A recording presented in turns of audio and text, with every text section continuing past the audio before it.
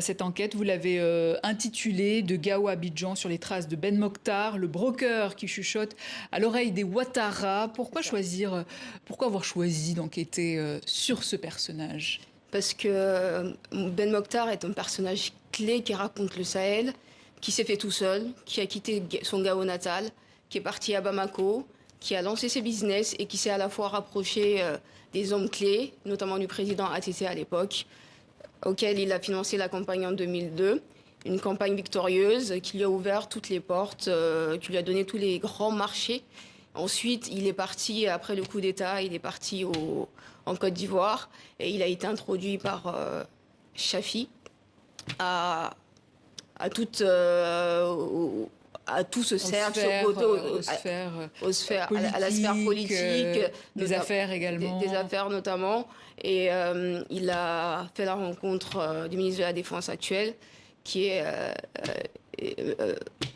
le frère du président de la République, Ouattara. Téné Birahima Ouattara. Alors, il n'y a aucune photo de lui aujourd'hui. Aucune photo. C'est vraiment un homme de l'ombre. Un homme de l'ombre. Il n'y a aucune photo de lui. Par contre, on le voit souvent, dans les délégations présidentielles. On peut le voir aux côtés du président Macky Sall.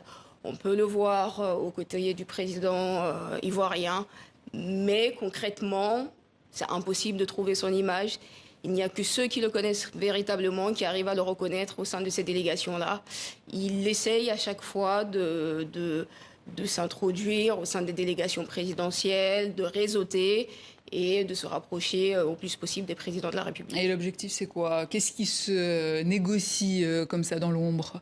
Dans l'ombre, ce qui se négocie, tout simplement, c'est aussi faire avancer, faire fructifier son business et aussi avoir cette figure, on va dire, d'intermédiaire. Il est beaucoup sollicité, notamment par des dirigeants maliens qui essayent, quand les relations sont crispées entre Bamako et la Côte d'Ivoire et Abidjan, ils essayent de passer par lui pour pouvoir notamment se rapprocher des autorités ivoiriennes. Donc ce sont des produits militaires, des hélicoptères, des drones, de l'armement. Actuellement, avec notamment le ministre de la Défense, Téné Ibrahima Ouattara, il fait office, on va dire, de courtier en équipement militaire et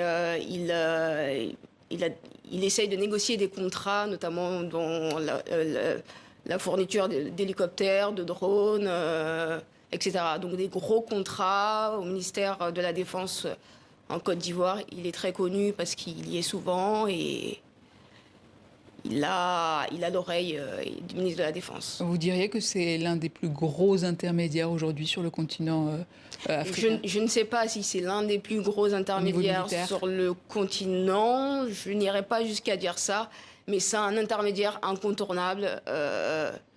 C'est un intermédiaire qu'il faut avoir près de lui, près de soi, au lieu de l'avoir... Et vous d'ailleurs, vous l'avez rencontré pour mener... Pour mener l'enquête, on ne l'a pas rencontré, on l'a contacté. Il n'a pas souhaité répondre à nos sollicitations. Du coup, on a mené l'enquête depuis Paris, avec nos sources, des sources proches ou pas de lui, qu'on a pu contacter.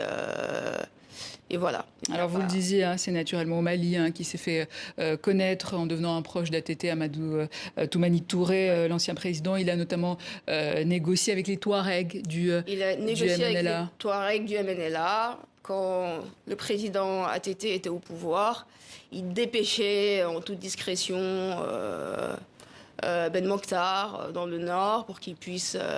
parler aux Touaregs pour essayer de calmer les tensions et avoir une négociation entre le pouvoir central, donc entre Bamako et le nord du Mali. Et vous le disiez tout à l'heure, c'est à la chute d'ATT du coup. C'est à la chute d'ATT qu'il a dû fuir précipitamment en Côte d'Ivoire. En Côte d'Ivoire. Et là, ce sont les mêmes méthodes en fait.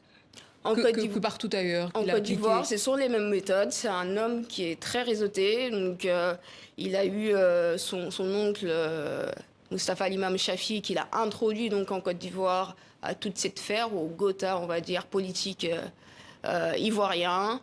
Et c'est un homme de l'ombre, mais qui a le côté relationnel, qui sait avancer ses pions. Et aujourd'hui, en Côte d'Ivoire, il reste un personnage clé de la sous-région, malgré son exil forcé dans le pays. Le portrait donc de cet homme d'affaires malien au milieu réseau, inconnu du grand public. Inconnu du grand public, mais connu des hommes d'affaires qui le courtisent. Voilà, donc portrait de Ben Mokhtar Maouloud à retrouver dans le dernier numéro d'Africa Intelligence, une enquête co-signée Fatoumata Diallo. Merci beaucoup à vous. Merci à vous.